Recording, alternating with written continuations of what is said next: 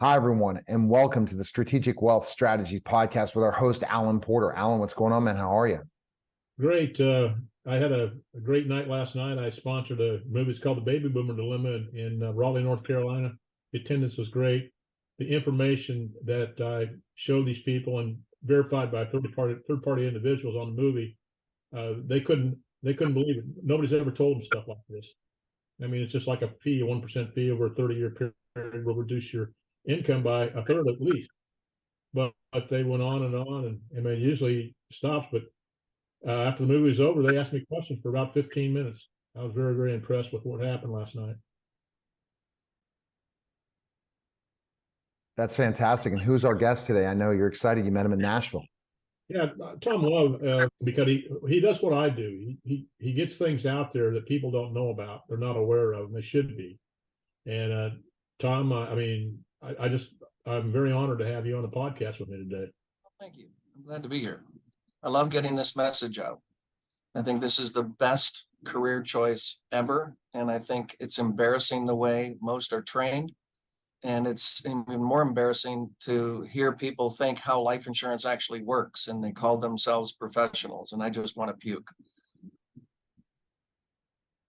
Well, Tom, it's just like, I talk to people, they have, like I said, I talk to probably 99% of the people I talk to include CPAs, attorneys, and financial advisors.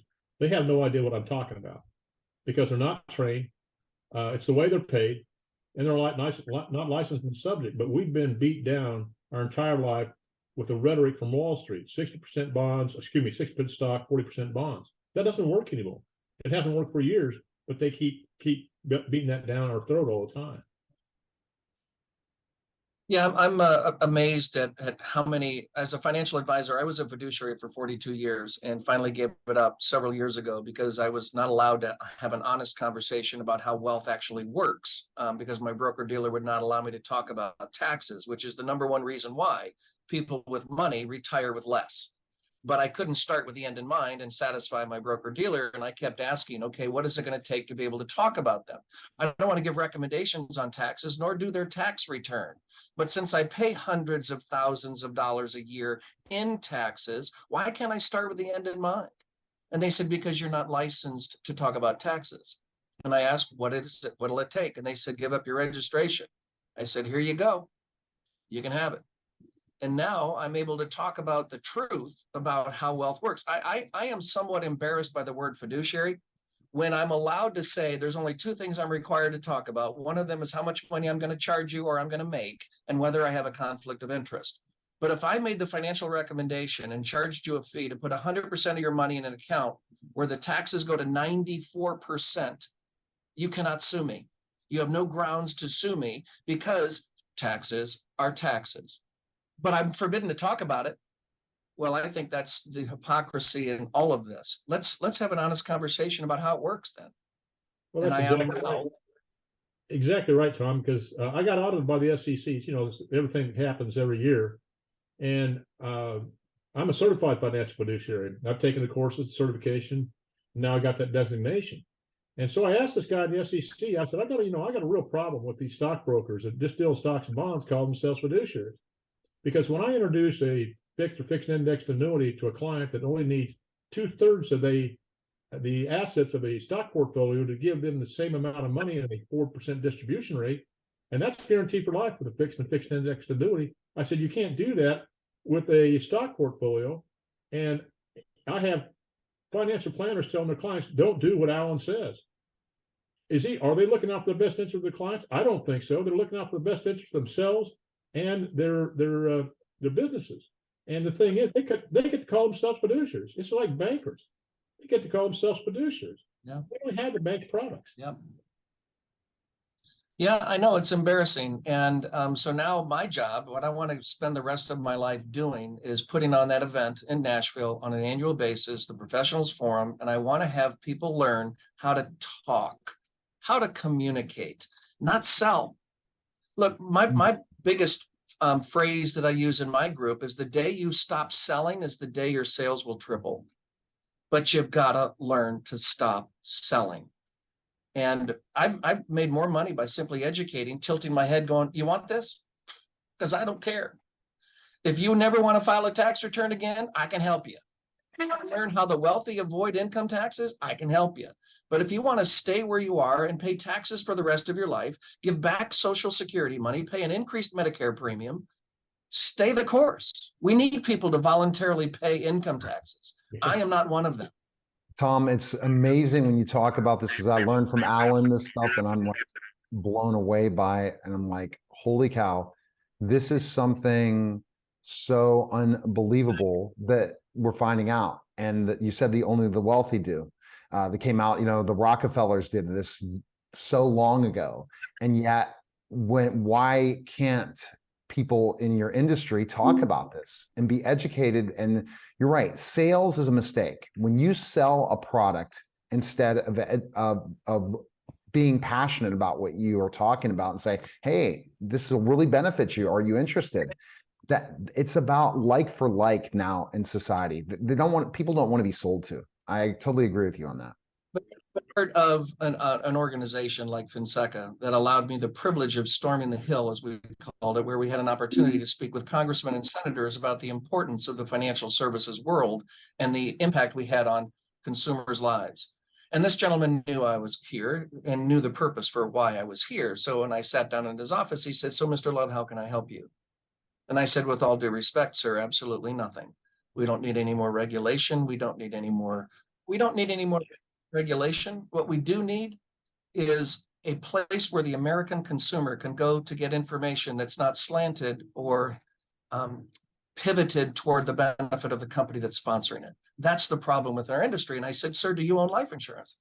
And he said, "Yes, I do." Big smile on his face, sat up straight in his chair. And I said, "Who are they?" And he says, "I own," and he mentioned two companies' names, two of the largest life insurance companies in this country. And I said, "Wonderful. You own two of the best financial products in the world. Has either agent ever once shared with you what you could do with that policy while you're alive?" And he said, "No." And I said, "Sir, that's what's wrong with our industry. You're sitting on two of the best financial products invented by man, and you have never been shared with what you can do with it while you're alive. Where can anyone go to get information about how you can use it while you're alive?" That's what I think is wrong in our industry. And again, if I'm selling features and benefits, and I've got a company that won't even support using cash value as collateral, then where am I going to, as an agent, where am I going to go as an agent to get information about how wealth really works? And I've got tax attorneys in our group. I've got CPAs in our group, CFPs, CLUs, BFDs. But I'm telling you, nothing we teach is in any of those degrees. And when you talk about what is a fiduciary responsibility, how about full disclosure? Right. I would like fiduciaries to charge their fees in this manner. If I can't at least get you what my fee is in return for the year, I'm not going to charge you a nickel. Do you realize that every financial advisor in the country last year wouldn't have been paid? But guess what? They got paid, even though the average Dow was down 8, NASDAQ was down 22. But I positively cashed your check. Thank you. We structure our fees differently so that when you do better, we do better.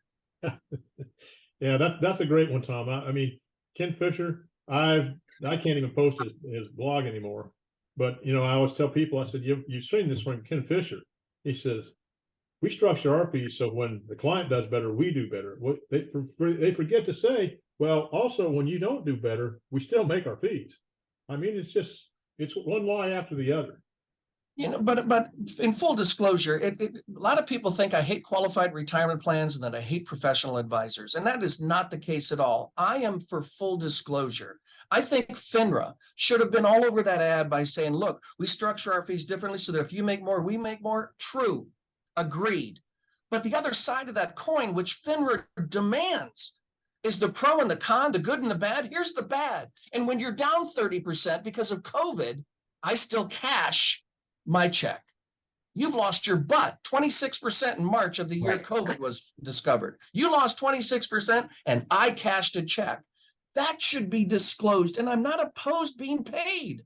I was a financial advisor, Series 6, 63, 65, 7. I got it.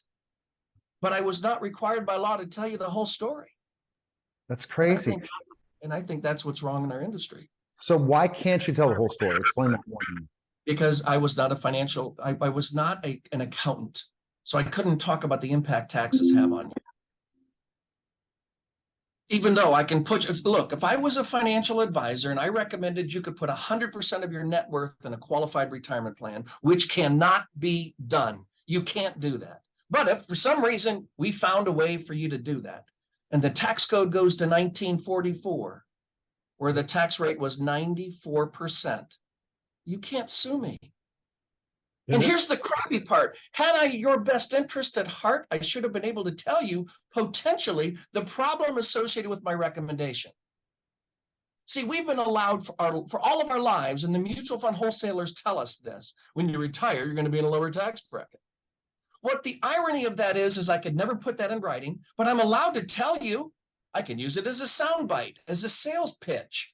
Can't put it in writing because E&O won't cover it. I have no idea what the tax code is going to be in effect on the day you retire. Heaven forbid it should go to 94%. So I can't put that in writing, but I'm allowed to tell you you'll be in a lower bracket. And when you talk to financial advisors, hear what they say. Oh, we do it all the time. We put you in a lower tax bracket. Here's the only way you can be in a lower tax bracket: have less taxable income. Who wants to strive for financial failure?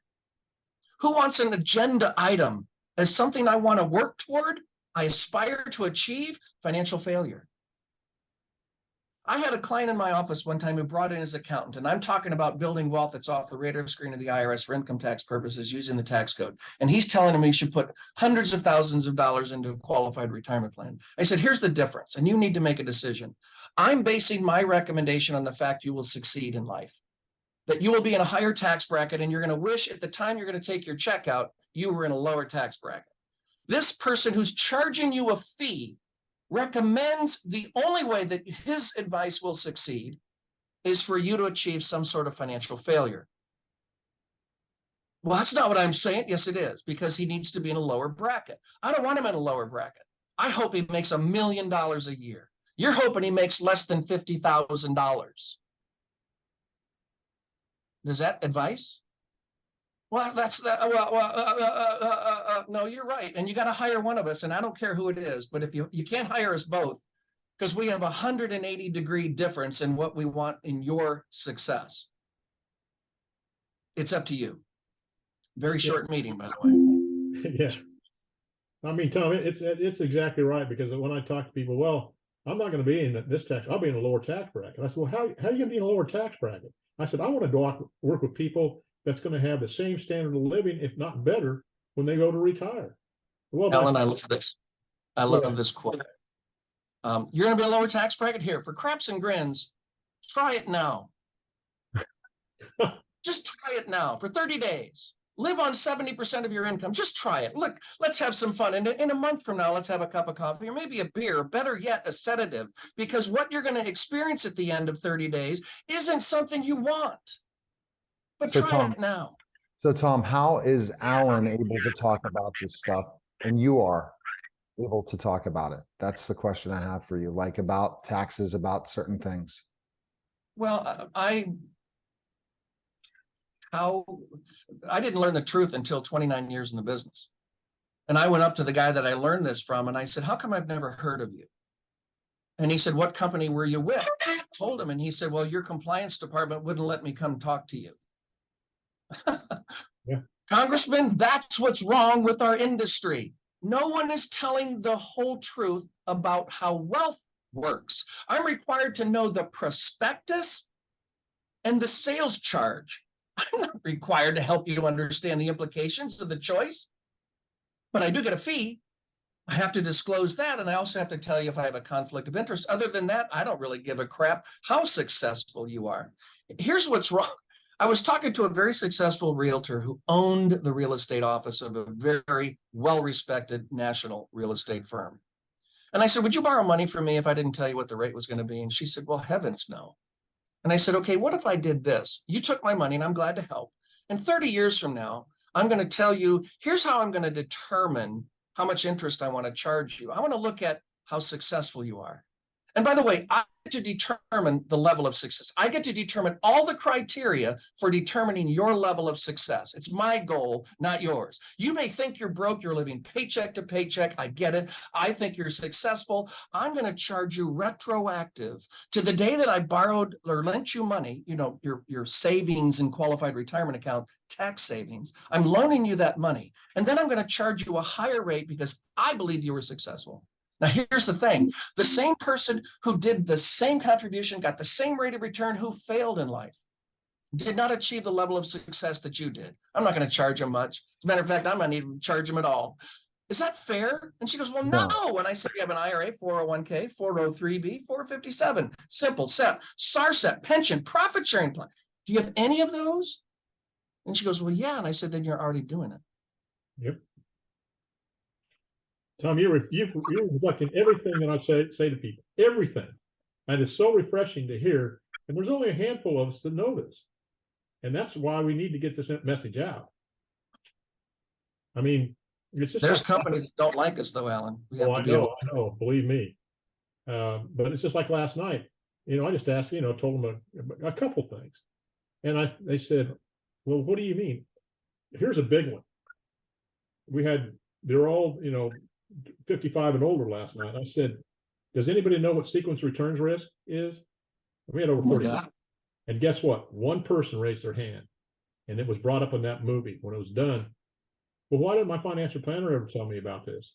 I said, because they don't. I've had every client that I've ever had, not one time has their financial ever told them about sequence returns risk, and it will decimate their retirement if they don't plan for it. Which is why I don't really care for indexed universal life. And if I had, I'll give you an example. If I had 200 50-year-olds super preferred that wanted to spend $10,000 a year, and they all bought from the same company, at the end of their calendar year, not one policy would be the same.